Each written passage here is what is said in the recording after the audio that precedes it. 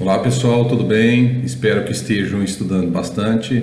Nesse vídeo nós vamos ver sobre critérios de rateios de custos. Relembrando, nós temos então os custos diretos e os indiretos. Se vocês lembram que nós já comentamos em aulas anteriores que os custos diretos eles não são tão problemáticos como a matéria-prima, por exemplo, que a matéria-prima eu não tenho dúvida com relação a apropriar ao produto. Então, por exemplo, se eu tenho um compressor de geladeira, eu sei que vai para a geladeira. Se eu tenho o queimador, eu sei que vai para o fogão. Então, se eu fabrico fogão e geladeira, então cada produto ele é destinado, cada matéria-prima ele é destinada ao seu produto. O problema são os custos indiretos. Como fazer com que esses custos indiretos cheguem aos produtos? Bom, nós estamos falando de custos, que vocês lembram que nas empresas nós temos várias contas. Então, nós temos grupo de despesas e grupo de custos. As despesas, elas vão direto para resultado segundo o critério por absorção. Quando nós formos falar sobre o custeio variável e o custeio direto, esse é um outro tratamento que nós damos. Mas voltando, então no custeio por absorção, nós temos que apropriar todos os custos de fábrica ao produto, quer sejam os diretos e os indiretos. Então, como que a gente trata os indiretos, que são os mais difíceis? Então, imagine o seguinte, uma situação hipotética de 3 produtos. Então nós temos o produto A, produto B e produto C. Bom, como que nós vamos fazer para apropriar os custos diretos? Os custos diretos, por exemplo, a matéria-prima, que basicamente os diretos é matéria-prima e mão de obra direta. Então esses, como eu já falei, eles são apropriados direto ao produto, então não tem tanta dúvida com relação a isso. Agora, cuidado, por exemplo, nós temos alguns custos indiretos como lixa, solvente, tinta. Esses gastos, apesar de serem diretos, como é muito difícil às vezes a alocação ao produto, eu dou o tratamento como se fosse custo indireto. E o que significa isso quando eu trato no custo indireto? Então eu tenho, por exemplo, os custos indiretos. Que tipo de custo indireto que eu tenho? Eu tenho o CIF, né? Como é que eu trato então o CIF?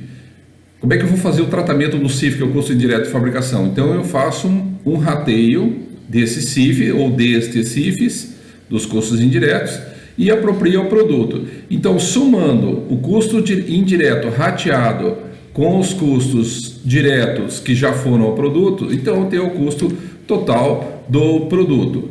Bom, então que tipo de rateio, que tipo de critérios, por exemplo, eu posso ter para fazer esse rateio? Então imagine o seguinte, por exemplo, mão de obra indireta. Aqui são alguns exemplos, mas não termina por aqui, tá? Então eu tenho várias outras formas, vários outros critérios para poder fazer rateio. Mas, por exemplo, a mão de obra indireta. O que é essa mão de obra indireta? É o supervisor, é o chefe de setor, é o pessoal da manutenção, o pessoal do cafezinho, é o pessoal da limpeza. Então todo esse pessoal de apoio, que não é o pessoal diretamente envolvido na produção, mas que são necessários na fábrica, eles têm que ser rateados e chegar ao produto também. Então, por exemplo, eu tenho a mão de obra indireta. Como é que eu posso ratear ao produto? Eu rateio de acordo com a mão de obra direta, ou por horas de trabalho também. E eu posso ter um outro critério que eu adotar. Viagens e estadias, por exemplo, eu posso usar o mesmo critério da mão de obra, ou da mão de obra direta. Alimentação, vale transporte, assim por diante. Combustíveis, por exemplo. Então, combustíveis, aquele que for da fábrica, então, por exemplo, utilizem máquinas como empilhadeiras, como alguns veículos, algumas caminhonetas que usa dentro da fábrica para transporte. Então, os combustíveis eu uso o mesmo da máquina ou o mesmo do veículo, né? Bom, energia elétrica. Energia elétrica, ele é um problema porque, imagina o seguinte, uma indústria, como eu já falei antes, tem um único relógio que atende toda a empresa. Então você tem a parte administrativa e tem a parte da fábrica. A parte administrativa, ela não pode compor o custo do produto. Então o que eu tenho que fazer? Eu faço ocupação física, a energia elétrica, por exemplo, e crio uma planta industrial. E digo o seguinte, olha, qual é a metragem que eu tenho da área administrativa e qual é a metragem da área de produção?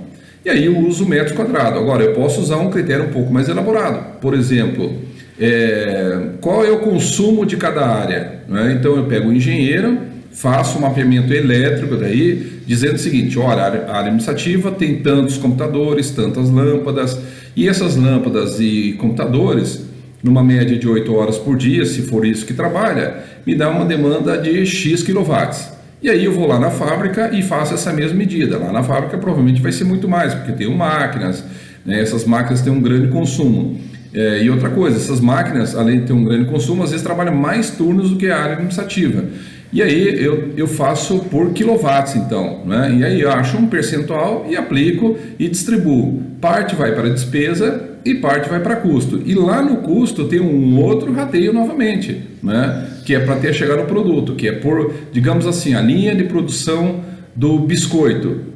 Quais são as máquinas que valem na linha do biscoito? Essas máquinas representam quanto de consumo? Aí eu tenho outra linha que é de macarrão. Esse macarrão representa quanto de consumo? Aí eu acho um percentual, vejo que é uma tabela bastante complexa, até só para ratear a energia elétrica.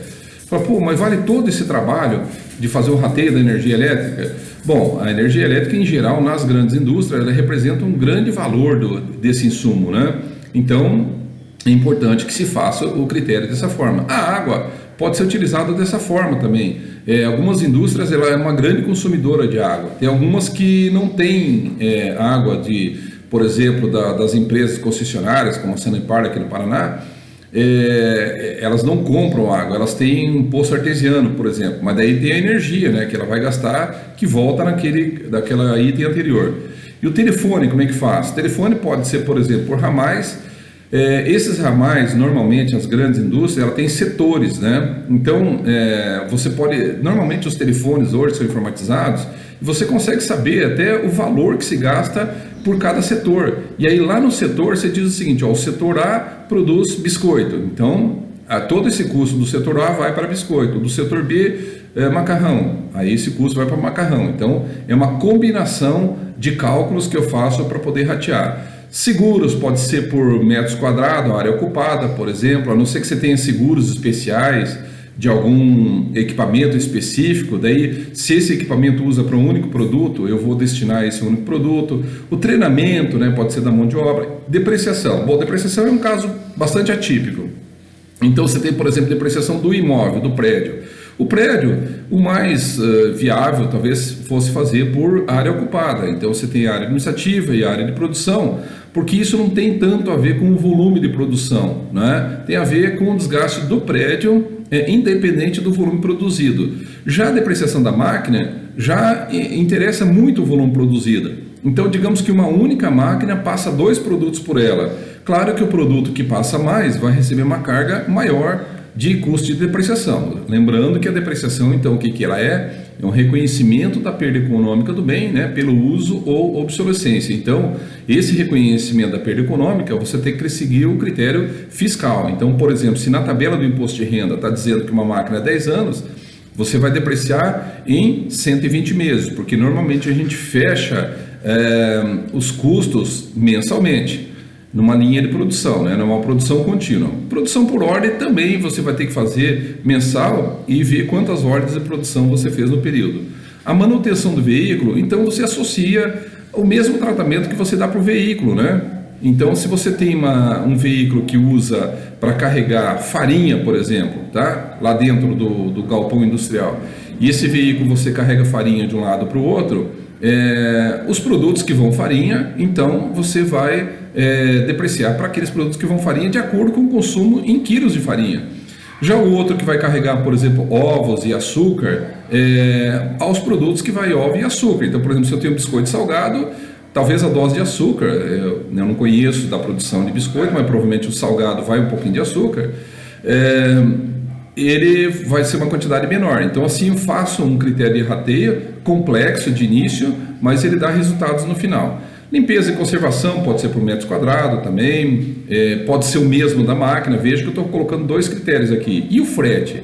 Bom, se for frete sobre compra, ele já está embutido no custo da mercadoria, então não precisa colocar. Se for de vendas, ele não entra, porque isso aí é despesa da área de vendas, então ele não é custo, tá? Material de expediente, aluguel por metros quadrados e assim por diante. Então veja que os critérios são bastante diversos, tá? Então depende da natureza da empresa.